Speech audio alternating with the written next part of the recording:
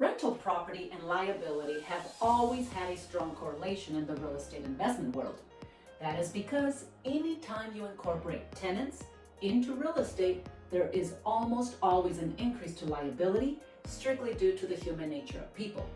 In a perfect world, an investor sets up an LLC and conducts all buying, selling, managing, and even refinancing through said LLC. Unfortunately, for those investors financing 1 to 4 units, the introduction of an LLC into the mix can be quite problematic. Today, we will look at financing options and how to navigate them so you are still afforded the asset protection that you want. Hi friends, welcome back to the channel. If you are new here, welcome. My name is Sylvia Christensen and I am the Associate Broker of Wealth Builders Realty in Boise, Idaho. Years ago, my husband and I stumbled into rental property, and since then, we've realized what an amazing opportunity for wealth building real estate can be.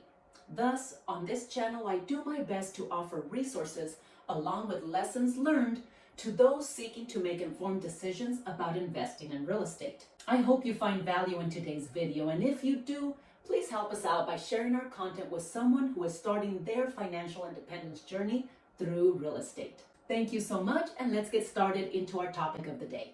Two of the primary goals of all investors is to maximize the return on their investments while limiting their exposure to risk.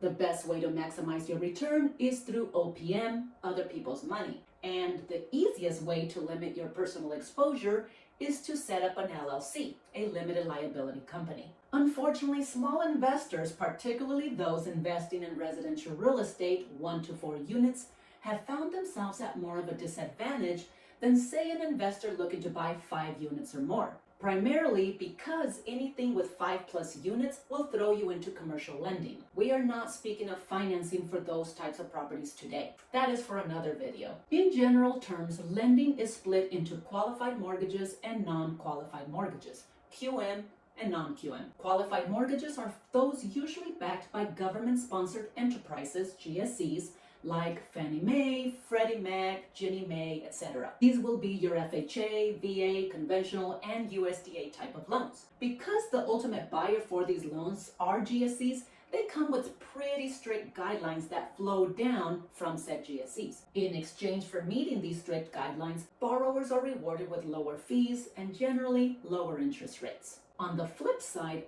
non-QM products like DSCR loans and private money loans don't have the same requirements. They do have their own set of guidelines, but without the backing of GSEs, they tend to be riskier loans for these lenders to resell. And in some cases, they are not resold but held in-house. Due to the higher risk, they will have higher costs and higher interest rates. Although potentially easier to qualify for, these types of loans will dig into an investor's overall return on investment. Deciding which type of loan product will depend on many factors. For today's video, we will look at the goal of financing an investment property in an LLC. Let's start with QM financing. As mentioned earlier, QM products are predominantly sold on the secondary market to GSEs like Fannie Mae and Freddie Mac. In order to qualify for these types of loans, lenders will look at the borrower on a personal level. They will require a sufficient credit score, and they will look to make sure you make enough money to repay the loan despite any debt that you may have. And since most loans are what we call recourse loans, they look at all your personal assets, not just the property you are buying. If you default on the loan and the property isn't enough to cover the debt, they have further recourse in attaching a judgment against your other assets to satisfy the remainder amount owed. Because of the nature of an LLC is to limit a creditor to only the assets owned by the LLC, Fannie Mae and Freddie Mac guidelines make it nearly impossible for investors to close a loan vested in the name of their LLC.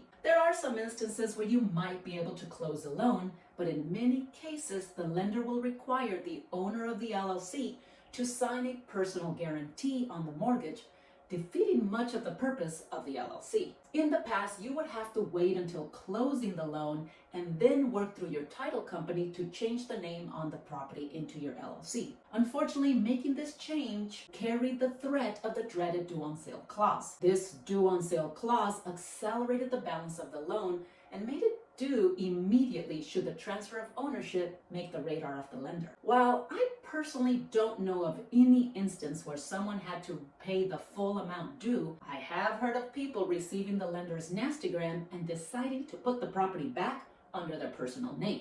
Thankfully, guidelines have relaxed a bit to allow a transfer of ownership from the investor's name into the LLC without the fear of triggering this acceleration clause. Of course, both Fannie Mae and Freddie Mac have stipulations on how this change in ownership will go. Fannie Mae will require that the original borrower be a majority owner of the LLC. Freddie Mac requires that all borrowers be members and at least one must be a managing member. Both GSEs will require you to take into account if the transfer will change the occupancy for the property.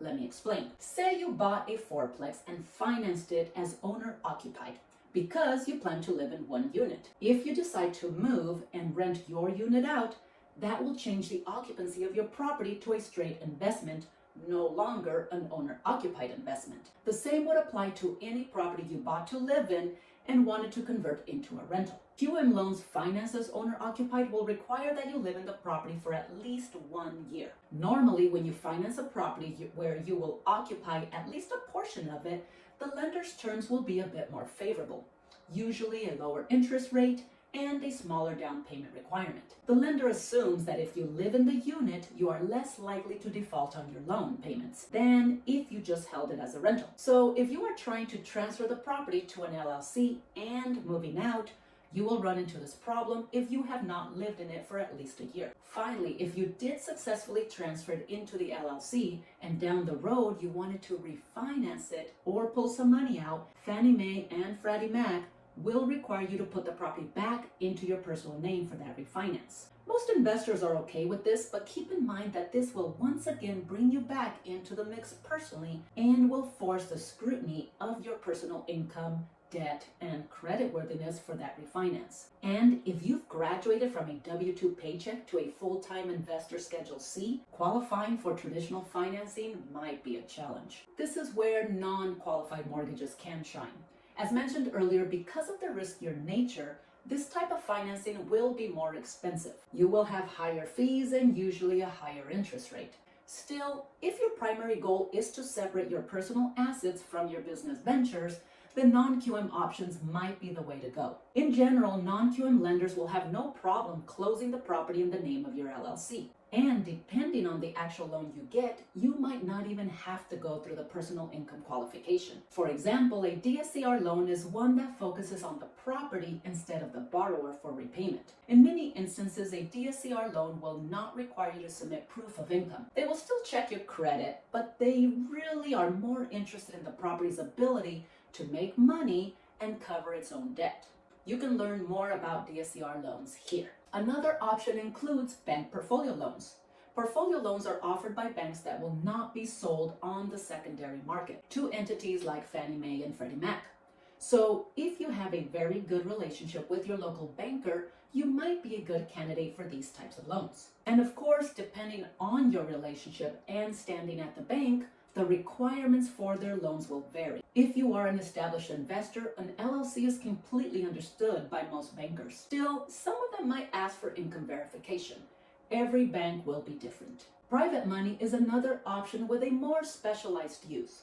In general, private lenders are looking for a shorter term and higher rates for their money. These would work great for fix and flip investors or even those looking to use the BRRRR method. Still, because most of these types of investors are in the mix frequently, an LLC makes sense and isn't generally contested by private lenders. In these cases, the collateral for the loan is the property itself. The final option that I want to discuss is using your own retirement money as financing. A self-directed IRA could be a great option for investors wanting to use an LLC. While not required, an LLC is encouraged and much more beneficial when using IRA funds to invest in real estate. Not only can you buy and sell in the name of your LLC, making the asset protection seamless, but managing the property with your LLC saves you both time and money when done in conjunction with your SDIRA. Learn more about how self-directed IRAs work here and how to buy real estate in a self-directed IRA here. Friends, as you can imagine, navigating the financing landscape with an LLC can bring on some added hurdles to jump. Here at Wealth Builders Realty, we are happy to connect you to the proper financing experts to answer all your questions and get you to your real estate goals. And if you are in the process of looking at the Boise metro area of Idaho for investment, please reach out for a personal consultation. We would love to share what real estate investment looks like in our area. Thanks for watching, and catch you on the next one.